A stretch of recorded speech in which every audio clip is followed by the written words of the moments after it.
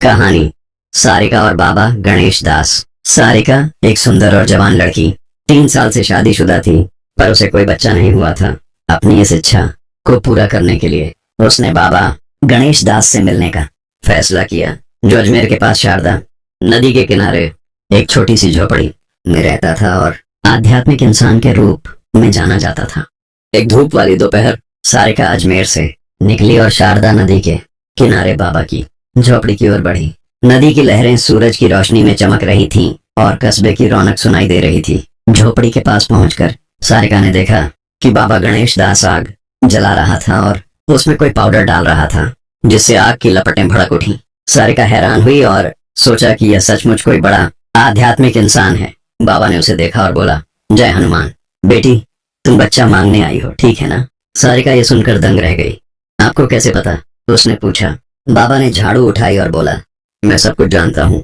तुम पर एक जन का साया है, लेकिन चिंता मत करो, मैं उसे दूर कर दूंगा। सारिका डर गई।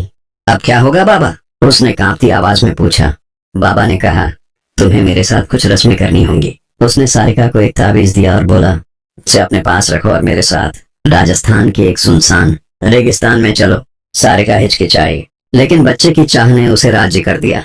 वे दोनों अजमेर से कई मील दूर एक बंजर रेगिस्तान में पहुंचे। बाबा ने सारिका से कहा, यहाँ मिट्टी पर लेट जाओ। सारिका डर के मारे लेट गई। बाबा ने उसके सिर पर झाड़ू फेरी और बोला, जय हनुमान। तुम पर जादू का असर है, कोई औरत तुमसे जलती है। सारिका ने मान लिया और बोली, हाँ, शायद यही बात है। बाबा ने उसके पेट पर मार्कर से निशान बनाया और कहा, यह निशान जिनको दूर करेगा। सारिका डर गई थी, लेकिन उसने चुपचाप सब किया। फिर बाबा ने कहा, अब हमें गोवा के समुद्र तट पर जाना होगा। सारिका हैरान हुई, लेकिन उसके साथ चली गई।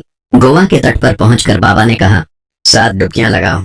सारिका ने लहरों में डुबकियां लगाईं और बाबा उसे अजीब नजरों से देखता रहा। 7वीं डुबकी के बाद सारिका ने पूछा, बाबा अब क्या? बाबा ने कहा, एक आखिरी रस्म बाकी है, जो हम अजमेर की झोपड़ी में करेंगे। वे झोपड़ी लौट आए। शाम ढल रही थी और बाबा ने दरवाजा बंद कर दिया। झोपड़ी में बाबा ने जमीन पर एक गोला खींचा और सारिका से कहा, इसमें खड़ी हो जाओ। उसने एक बाल्टी में लाल पाउडर डालकर पानी लाल किया और बोला, देखो, यह मेरी ताकत है।